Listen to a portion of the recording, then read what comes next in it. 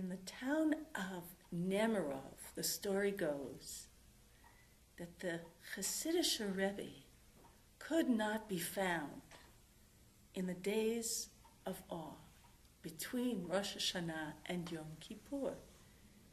Where did he go? The villagers were asked by a visitor. Oh, well, he goes up to heaven in these holy days. Well, the visitor was a Litvak, and he's a rationalist, and he didn't believe these fairy tales, so he decided to follow the Rebbe and see where he really went. So he stowed away under the Rebbe's bed. And the next morning, he watched as the Rebbe got up very, very early before the sun rose and dressed himself in strange garments of a Polish peasant, and took a rope and a big axe and left the house and went to the forest.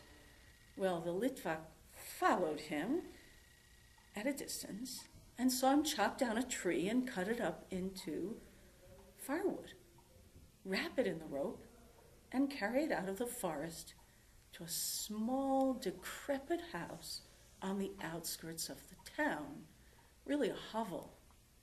He knocked on the door, and a weak woman's voice responded, "Who is there?"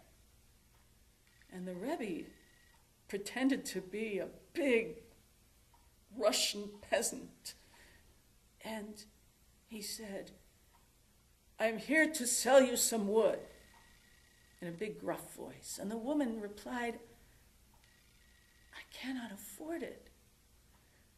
"Well, I will loan it to you." And he entered the house. "But I cannot pay you back." He said, "It costs only 3 kopecks. "I do not have 3 kopecks. And he answered, "What kind of faith do you have in God that you don't believe that God will provide you with even 3 kopecks?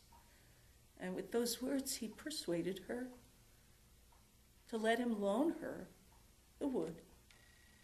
And then he offered to put the wood in the fireplace and ignite it. And as he did so, he began to say the penitential prayers of this holy season.